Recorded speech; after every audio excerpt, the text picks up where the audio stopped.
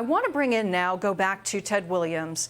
Thank you, sir, for staying with us throughout the night. Former D.C. detective, also a defense attorney. To get your thoughts now, as we're beginning to get a little more information, we're seeing the federal authorities there arriving on the ground and get there to the area from the FBI, as well as the Sheriff's Department that knows this area intimately. Your thoughts?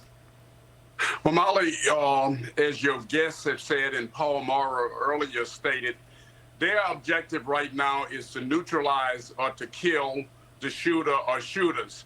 And so while I've said that dark is the enemy of law enforcement, if the shooter is still actively shooting at law enforcement or first responders there on the scene, that may not be a bad thing as long as he doesn't hit anybody, because clearly they would be able to show where the actual shooting is coming from. I would have to believe at this stage that they have drones that are up in the air there. They have other aircraft that they're using.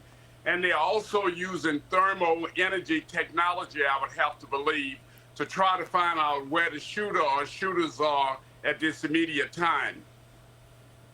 Can you talk to me about, as we're looking at what appears to be a rural area, but also with a community there on the ground, about if they know where the suspects may or may not have moved, a suspect, multiple suspects? How concerned are they about perhaps trying to protect the community? So a perimeter not just in search of the suspects in this case, but also to prevent those potential suspect or suspects from moving into an area where there might be more people.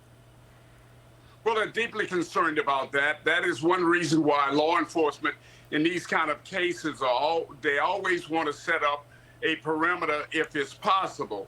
Now, I've heard your guests talk about the fire that's taking place in that area at this immediate time. That's secondary. They're not, under any scenario or circumstances, going to put any more fire people in jeopardy by sending them there to try to put out the fire. So what is happening is, if they're able to establish a perimeter and they're able to curtail the individuals within that perimeter, they're going to feel a lot better. Now, if the person gets out of that perimeter, that's going to be very deeply concerning to law enforcement. So I'm sure that law enforcement have told the individuals in that nearby community to shelter in place. Again, these individuals have telephones and other means of communications. They can clearly be in touch with relative friends as well as law enforcement if necessary, if they see something or say something. So all of these things will help law enforcement at this immediate time. We're waiting. There may very well be another presser, as you know. And one of the things that I'm very much interested in is the shooter still actively shooting at law enforcement?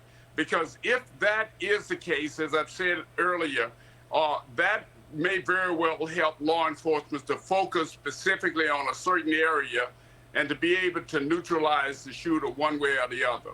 Yeah, exactly, Ted. There's still a lot of information, and we haven't received an update in a little while about how things have developed there and if they've been able to zero in on the suspect or multiple suspects. One final question here. They talked about trying to get people off of this mountain, and that at the point of the press conference, the mountain was not yet cleared. What does it take to get people safely out of a situation like this? It's a very difficult situation because you have individuals who have homes domiciled on that mountain.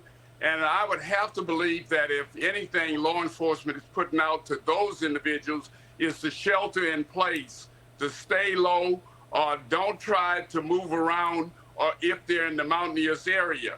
Because again, we're beginning to get clearly close to nightfall there, and they're very deeply concerned about taking out innocent individuals. So law enforcement consciously aware that there are individuals that live on that mountain. I think they would want them to shelter in place while they continue to scrub that mountain area to try to find the killer or killers. Yeah, a beautiful rural area for sure. Ted Williams, thank you so much for your insights now as this ongoing situation continues, as we know that they're looking for multiple suspects. As of our last account, that there are multiple agencies involved in responding to this situation on the ground, both federal and local authorities. The sheriff's department there saying that they believe that at least 2 had been killed and that there were multiple casualties there in that area in Coeur d'Alene, Idaho, a rural area, a really beautiful setting there, also on a lake, that they were working to encourage people to stay in their homes, to shelter in place, to ensure that they stay safe as these authorities, as the heroes that are rushing to that area get there to handle this situation. Again, stay safe there in that area in Idaho. Hey, Sean Hannity here. Hey, click here to subscribe to Fox News YouTube page and catch our hottest interviews and most compelling analysis. You will not get it anywhere else.